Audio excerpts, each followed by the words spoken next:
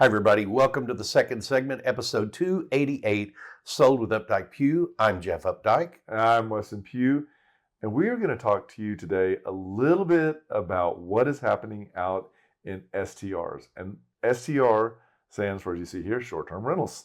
So when you think of STR, it's really talking about anything that is rented for less than 30 days. It could be a bedroom in your house. It could be a guest apartment. It could be your entire house. But if the rental term is under 30 days, it is considered an STR in the city of Dallas. A lot of times that is actually defined in your HOA docs.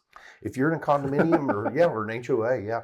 You're definitely going to know what those are, and you will know that they are probably not going to be allowed. So key updates. So there have been a lot of challenges with a very small number of short-term rentals that has brought all of this on. There are some cities around the Metroplex that have banned them altogether. But if you look at the numbers, I think we'll actually see this going through there. The number of problem houses is a really, really small percentage of all of it. In June 2023, the City Council passed a zoning amendment that amended lodging uses in our Dallas Development Code, and it basically banned it in every residential area. It could only be done in areas zoned as multifamily, and then there were some density restrictions. You could also do them in entertainment districts, but you also had to get a registration. They also approved a registration ordinance that requires homeowners to register and to have city inspection done on their property. Yes, and you're paying taxes as well, so you will be collecting that and turning that in. Mm-hmm. So it's a really interesting thing. I think that the bad apples that you were talking about were the ones that were completely standalone homes, mm-hmm. and they would say sleeps 10, and then all of a sudden you've got a house party that just took off. There was one 4 months ago in Oak Cliff that it was it was funny watching the video because they had sped the video. There was somebody that was shooting all the people coming out of the house when the police showed up, mm-hmm. and they sped it up and they put it to the little and it was like, wow. It was like the clowns coming out of the kid car. Interesting. Well, I think that we will see that slowly begin to taper off because that is what they're going for.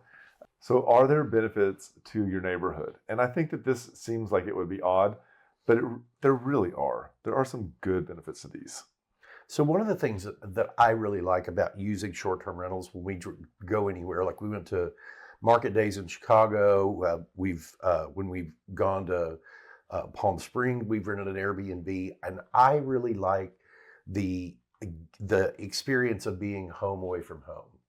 I would agree with that. I like to actually see the culture. The other thing too is like when I went to Denver and I went to the Rhino District, mm-hmm. I wanted to stay in the Rhino District, and there was some really great Airbnbs, and so whether it's that they make a strong economic impact, being that you're generating income, as you see there, it just has a full experience of the community.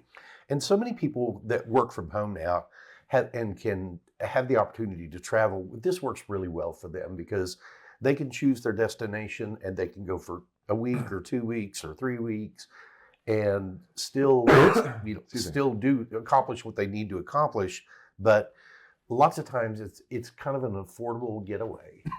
And the other thing too is, as we were talking about revenue, this helps bring in money to the city via the HOT tax. And this is available in areas that typically this would not happen 10 years ago. Mm-hmm. So we're seeing this as being a nice economic boost for the city as well.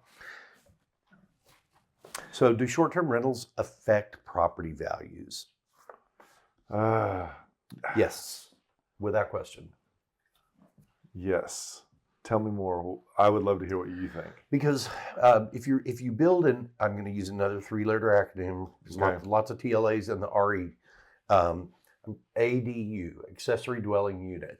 This is an additional property that's built on your property, and you are going to be your value is going to be adjusted upward for that ADU, which you might be using for short-term rentals, mm-hmm. and it's going to increase the property values, therefore increase tax income. That's interesting because it would be, part of me would like, would you want to live next door to someone who you knew had an STR? I guess it would just depend on if it was a massive full house or was it an ADU? I would agree. I think the Airbnbs and single family homes do create some transiency, I guess Right. is the word. But there are one of the things we'll talk about is how do you be a good host and how do you be a good guest? What a great segment. Let's talk about how to be a good host, how to be a good guest. I think that for me, I'm like, this is how I do not know this very well. Be a good guest means take the sheets off at the end of your stay and throw them in a pile for the host. To be a good guest? Yeah. No, my thing about being a good guest is realize that you are in a single family neighborhood and you should adhere to whatever the rules are there. I know a lot of times in Palm Springs you can't have Speakers outside. Amplified speakers outside after 10 o'clock at night or whatever maybe it's never, but it's following those rules because you are next door to somebody else's backyard. Well, at Zilker Park, in Austin, when we stayed there at an Airbnb, there was a checkout list, and it was like all dishes in the dishwasher, trash outside on the porch, sheets in the washing machine. I was like, wow. Yeah, and you paid a cleaning fee. I know. I was like, okay, they are fast turning these things. Someone's coming in hot. Yeah. So being a good host, just know the laws, stay up to date. I would say it's probably a good idea to let your neighbors know if you are doing that, because if it's a property you don't live in, they're going to be your eyes and ears also. Be prepared, understand what hosting demands, be in touch with what's going on, whichever platform you are doing this with, the communication, make sure that you've got notifications turned on for that, because I know as a guest, when I've reached out to a host, there have been times that it wasn't anything I really needed an answer on, but there are times when I've needed an answer right then. Mm-hmm. And a good host is one that's going to be back to you within 2, 3, 4, 5 minutes. The other thing too is social media is such an amazing resource, whether it's just getting the word out, whether it's through Reels, or whether it's through its own actual page. Mm-hmm. You can also visit DSTRA website for videos and events. And this is something to say really up to date on. I will tell you, changing your price based upon what is happening in town or near you is critical. So we'd really like to know what your opinion on short-term rentals are. Good, bad? Have you experienced good experiences from the guest side? Have you been a host in the past? Just drop comments in the links below. We'd love to hear what's going on. Thank you so much for tuning in. Join us next week.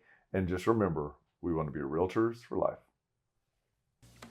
When you're ready to talk real estate, you can reach us online, by phone, or by text at 214-377-2223. And remember, we want to be realtors for life.